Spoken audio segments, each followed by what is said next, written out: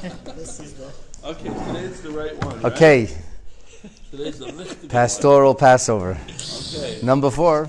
F. We did faith, we did freedom, we did faith, we did covenant. Today we're doing the season. Thank you. Season? Tis the season to celebrate. Oy. The Jewish season.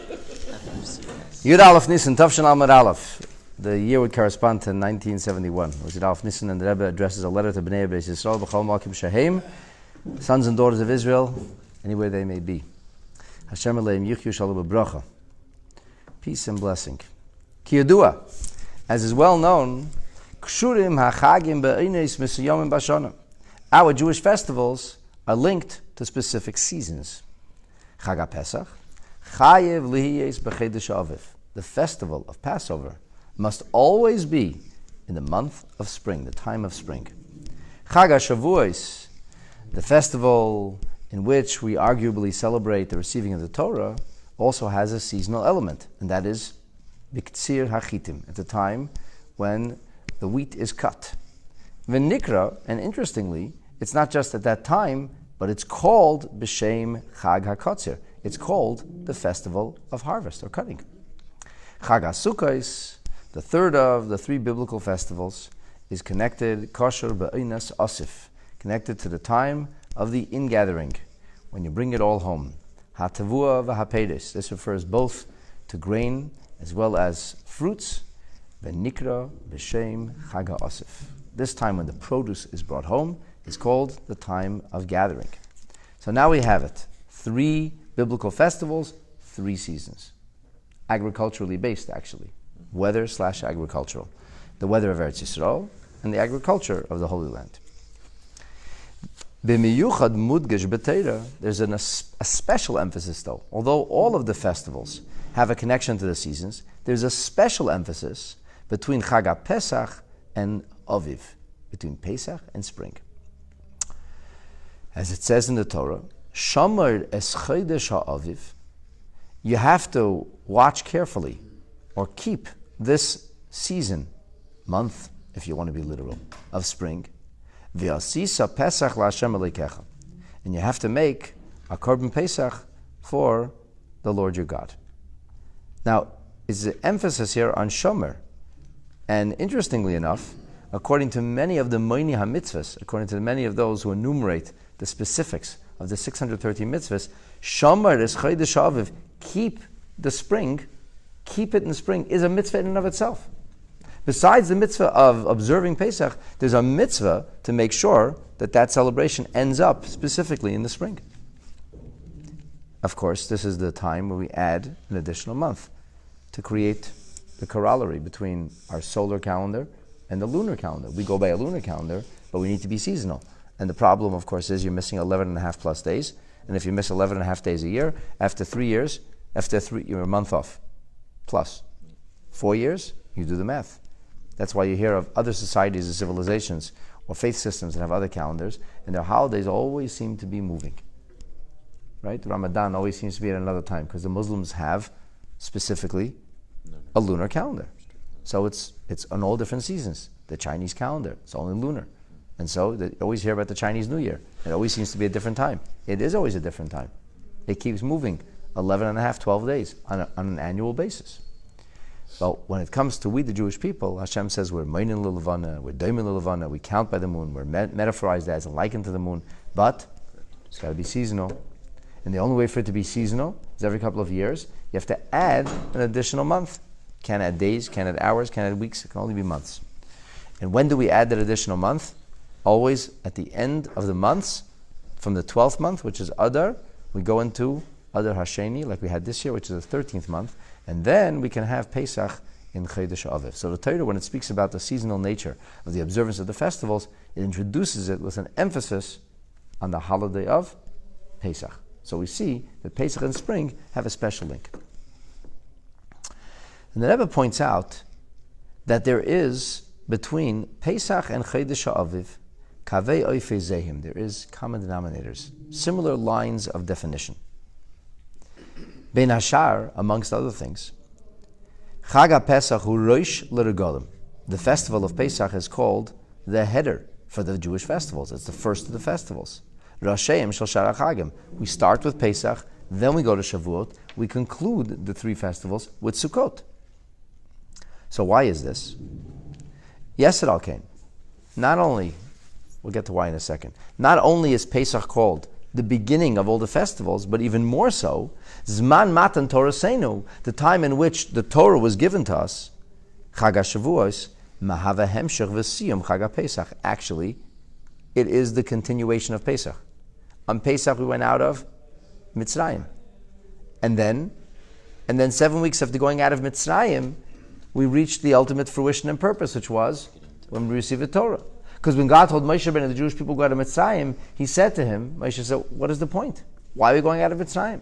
And God said to him that when you leave Mitzrayim, when you'll take the nation out of Egypt, what will happen? You'll serve God on this mountain. In other words, God told Moshe to begin with that the plan was to leave Egypt and receive the Torah. Never once did Moses say, let my people go free. That's what Charlton Heston said.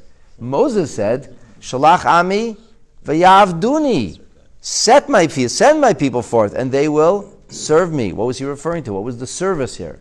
The service was the receiving, the acceptance of the Torah.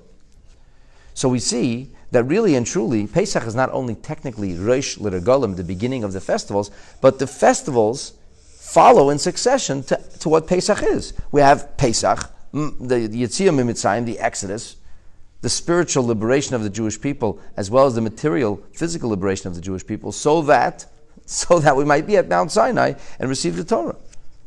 And even in a very literal way, the festival of Shavuot doesn't have a specific day of the month in which it has to be celebrated.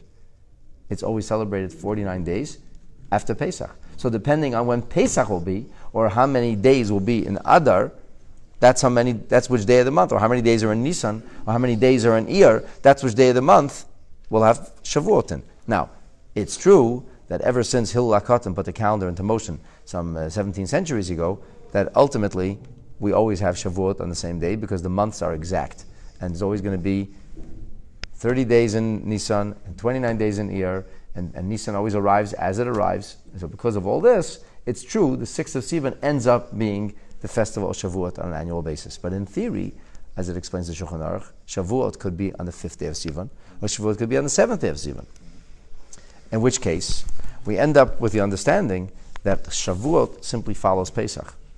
It's created, these conditions of Pesach create ultimately the conditions of Shavuos. Ve'ilu, Chag HaSukkot, let's talk about the 3rd festival. That's because of Basukot Hoshafti es Bnei Yisrael. It's not because of a particular event or a specific day. It's because of a general notion that when the Jewish people left the land of Egypt, they were protected, shielded by the Almighty in the desert. In the end, for 40 years. So B'Hitzi Oisam Eretz Mitzrayim, taking them out of Egypt, it was all about Hashem's protection when we left Egypt. And the festival that celebrates our leaving Egypt is the Chag, the Yom Tov of Pesach. So we see that the Yom Tov of Pesach is specifically linked, and it is the cause, the ultimate cause, for the reason or conditions for which we celebrate the festival of Sukkot.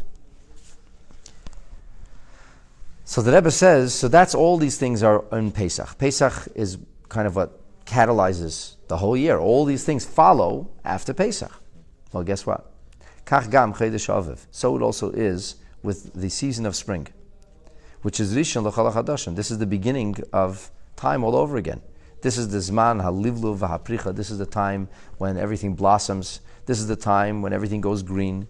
This is the time when new, fresh growth is stimulated. So everything, all the vegetation dies, and it starts all over again. When?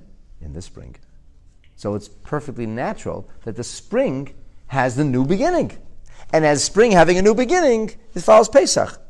Pesach is the beginning, the first blossoming of our seasonal calendar on a spiritual or ritualistic sense. And spring is the beginning of the fresh blossoms, life that teems on earth, if you will, coming back to life and beginning to blossom and green and be green and so on and so forth. So there is a link then between the season of spring and Pesach. Okay, so what does that mean?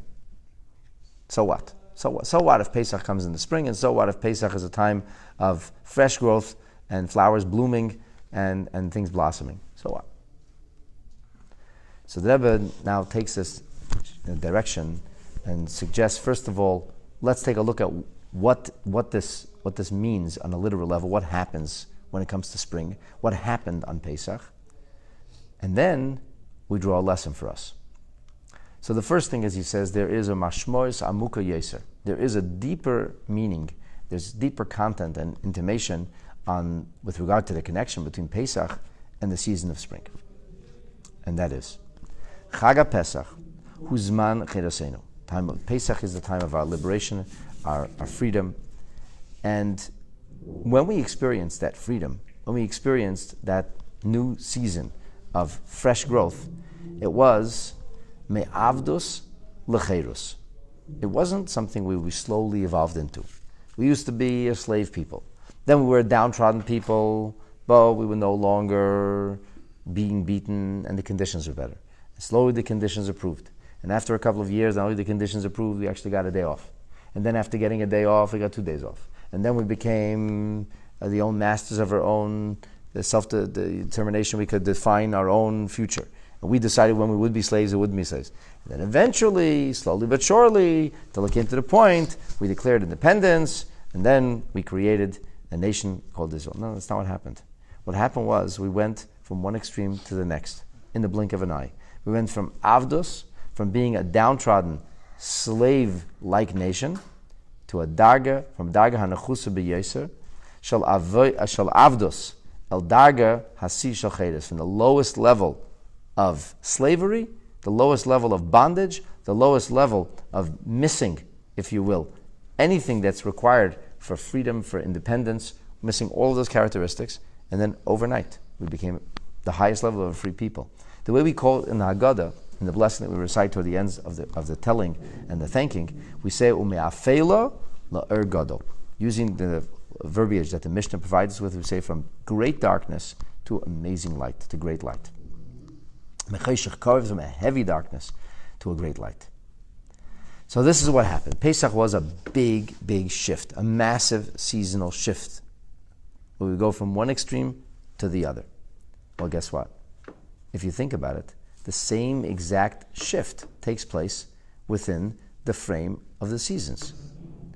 Kasher ha'adama mis'oireres miterdemes cheref amuka, when the ground seems to stir from its deep slumber of the winter, and it really seems very, very quickly. Spring arrives quickly. When it finally arrives, you see that the earth or the agriculture is mishtachreres mikavle hacheref, from the heavy chains of winter, which the frigid temperatures and its limitation, and all of a sudden, almost overnight, you see things begin to blossom.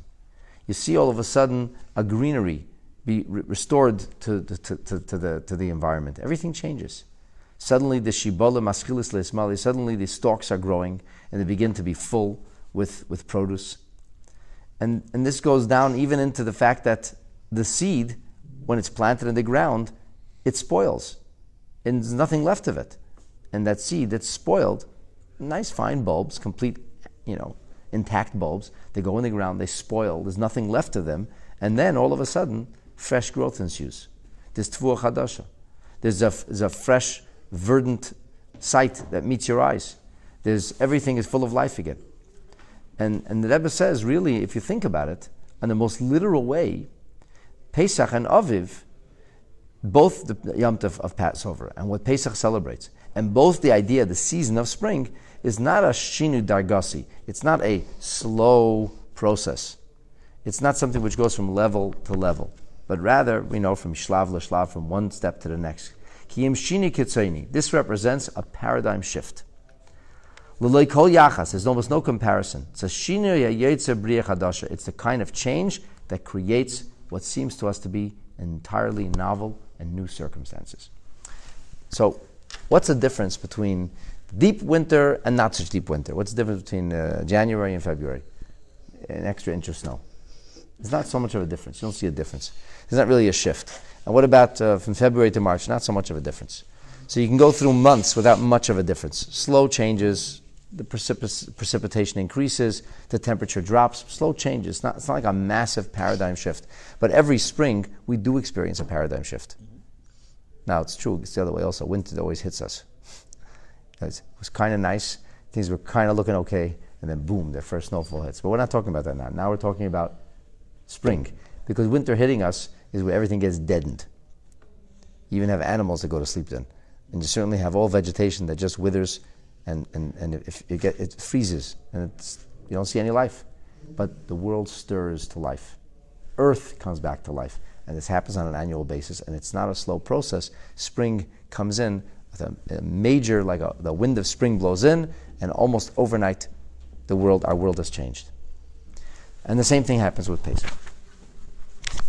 So the Rebbe now seeks to draw a lesson in Avodas Hashem from this. We know that everything that happens, especially if it's in Torah, then it becomes a teaching for us, especially when it's connected to a Yom Tov. So what is the lesson of all this? What is the lesson that Pesach and spring have these paradigm shifts and seasonal changes? What is the hira? What's the lesson we can learn from this, from Chag Pesach, especially insofar as Chag Pesach is connected to Chodesh Aviv in a way that's relevant and resonates for every single member of Am Yisrael in our daily lives, gender irregardless, age irregardless, position irregardless. What can we all learn in our daily lives? So the Rebbe says like this: Chaye ha'adam, the life of a person, as a rule, is lived in two dimensions. We have Chayim ha'ishim, we have our own personal life, and then we have ha'ashpa ba'olam, our circle of influence. If you wish, you can call it social interaction, but from a Torah perspective, it means the people that we're supposed to make a difference in their lives. Every one of us lives within a frame. We do not live in independence. We don't live on our own. So whether it's the milkman, the mailman, the plumber, and the sanitation crew, everybody has a contribution, and everybody does for others, and everybody also lives on their own. We have a society that's symbiotic, where different people provide different services, different people do different things, and of course this has to be translated onto the spiritual realm as well, in a sense of goodness, in a sense of doing for others, in a sense of caring for others, and then there's our own personal self-development, and that's how people function.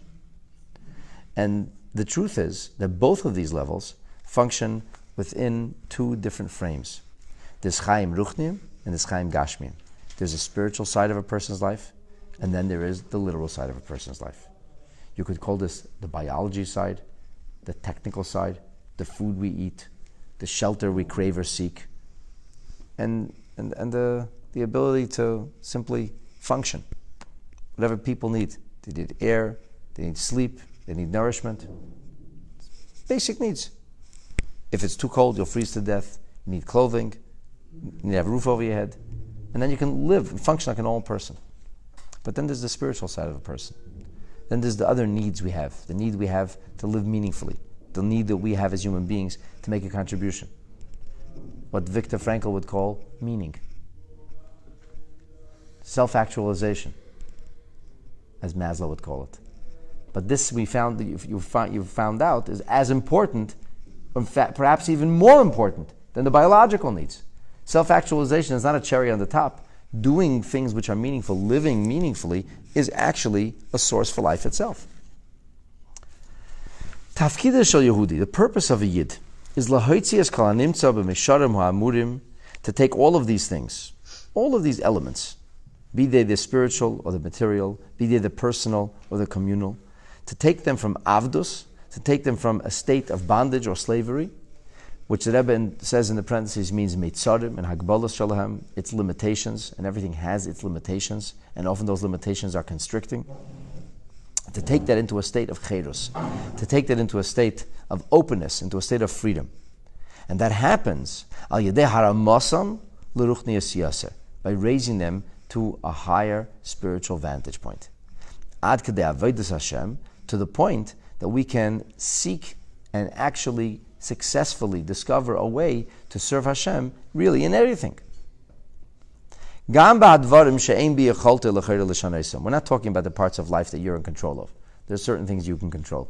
You can control the words you use. You can control the interactions you have. You can control the positivity or negativity that you look at life with. You can control those things. That's a decision you make. You can be morose and miserable and complain about everything, or you can be grateful and have an attitude of gratitude all the time and decide to live a life in which you celebrate and appreciate all the good things you have. Those are choices you make. But then there are things we can't choose. We can't make choices about certain things. HaKadosh Baruch Hu bara isanu kach. God created us in a certain way. So for example, we're always going to require food and drink. You can't say, you know what? I'm sick and tired of eating and drinking. I'm done. It's a waste of time. It's costing too much money. For the next few months, I'm stopping to eat and drink. That will not go very well. Some people have tried that. They're not lived to tell the tale. Right? You can't change those things. That's a basic need. So what could you do? You can change how you eat and drink.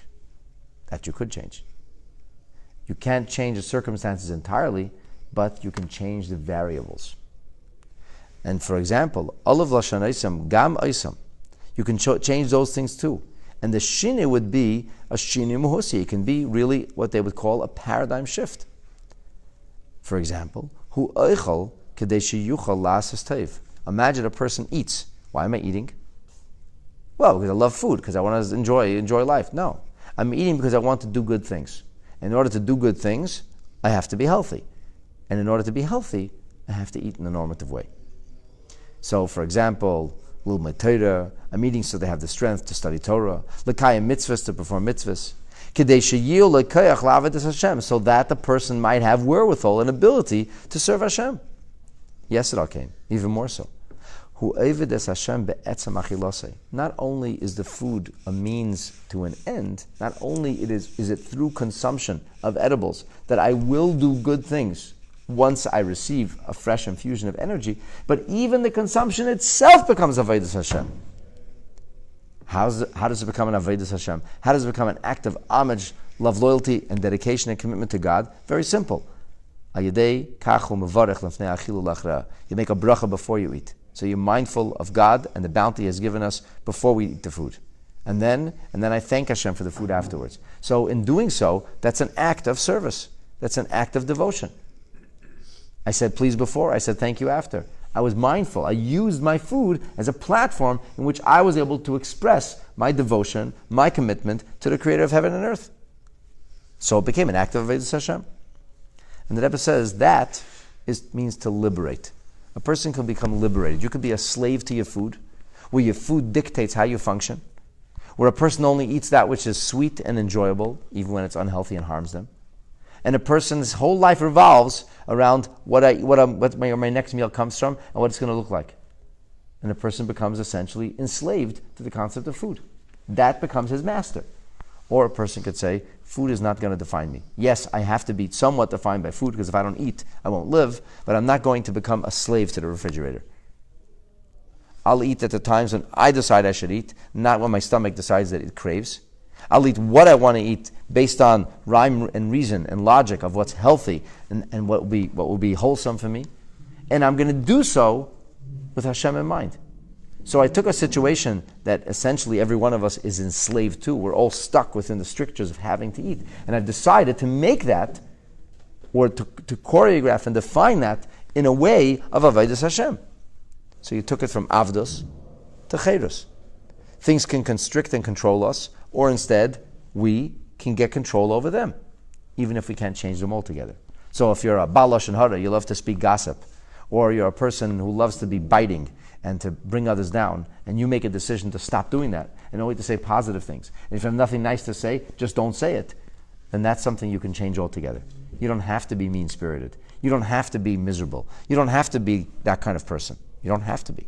Nowhere in the Torah or nowhere in the books of science does it say that you need to give at least 5 sour things to other people on a daily basis to be able to survive. You know, an argument today keeps the doctor away is total baloney. It's not true. You don't have to. So there are things about life you could change. See, I'm not going there. I'm not doing that anymore. I'm going to free myself. That negative behavior becomes a vortex. It sucks me in. I'm going to put the brakes on to begin with. I'm stopping that behavior. Welcome to Pesach. That's Pesach. I'm going to free myself of certain things. But the Rebbe says, even things that I can't free myself of entirely, and he picks food because, food makes the world go round. You could change that too. You can free yourself of the limitations, the taskmaster element of the food. You could decide to call the shots. And doime hamatzav b'kesher l'chodesh ha'aviv. This can and should be done in a way which is seasonal, a reflection of the season. When it comes to seasons, can you do anything about the season? Can people change the seasons? We try. We try all kinds of things. No matter how many movies people will make about all the seasons changing, the seasons still haven't changed. Supposedly, the seasons were supposed to have changed 15 years ago. Even that didn't work. It's not true. They didn't change. HaKadosh Baruch Hu kavah chukes shemayim v'aretz. God said that He established seasons. It's God's idea. It has to do with the rotation of Earth, the orbit, the sun, the moon, the planets. That's the way it is. The world is a seasonal place. Yes, down under, they get a different season. Whether it's in Argentina or in Brazil or in Australia, they have different seasons than us, but it's the same 4 seasons. They're just down under. Mirror image. And the point then is that HaKadosh Baruch Hu, who established these seasons, Chuka Shemayim v'aretz, v'omer, and Hashem said, Oid kol yemei haaretz, as long as there'll be an earth, there'll be kor, v'choim, v'kayetz, v'cheref. There'll be the hot season, hot dry season, there'll be the wet, cold season, there'll be the summer, there'll be the winter. Leish baisu. These things are not going to change. And a Yid waits for spring. He doesn't say, you know what? I think I'm ready for spring now. I had enough of this Canadian winter. It snowed 16 times already. That's it. Let's schedule spring tomorrow. Even the Prime Minister can't do that. Nobody can change that. Spring will come when spring will come. However, the fact that a Yid is anticipating spring, and he does so almanas lasis be Pesach l'Hashem Elokecha, in order to bring a korban Pesach to celebrate Pesach, who Maven, he understands, and not only he understands, who Raya, he sees, Shaha'aviv hu mechukas habeira shalayish beisu, that the seasons won't change, that the seasons come from a higher and different place. However, in the midst of all of that notion of seasons being legislated from a higher place, and that's coupled with the idea of Yetzias Mitzrayim, which is also not something we decided to do. We had enough of slavery. Let's go free. HaKadosh Baruch Hu is the one who decided to do that. So this represents the greatest miracle and the greatest paradigm shift. And you see, it represents going from one extreme to the next. But this then is the point. All the time in life, we encounter things. Whether you encounter seasons, or whether you encounter the concept of miraculous changes, we encounter things in our life. Nitka la'adam advarim mahavim mitzarim. We're also going to encounter things which will limit and constrict us. We will encounter these things. There will things that will inhibit us. And they will be in a way of mitzarim ugvulis. They'll come in a way of constrictions and borders. There'll be magbilim u'mafriyim liYehudi. It'll stop and impede. It'll get in the way of a Yid's development of his Yiddishkeit as a Torah Jew. And you're not going to be able to call the shots or make the circumstances change. However, what we could do is to free ourselves of those circumstances. Can't change the circumstances. You can decide how the circumstances should define you. And the Rebbe suggests that has to be done in a very, very swift way. You don't have to slowly change. You can come to the decision that I'm no longer going to follow this path, in the same way that spring is a change of season, in the same way that Pesach represented Avdos L'Cheros, going out of slavery into freedom, from Afela to Ergodol. This is the clear Heira Brura that Chag Pesach brings us. That Yetzias Mitzrayim shows us we can experience paradigm shifts. We can go from one extreme to the other. We can do this. And in fact, we're expected to do it. That a Yid could be stuck as a slave to the lowest level of idolatry. And furthermore, the Yidden themselves were caught up in the same form of idolatry. And then, overnight they freed themselves. To the point that 7 days later, they experienced revelation of divinity that they were able to point the finger at and said, Zeh Keli. It didn't take a long time. It wasn't a matter of years.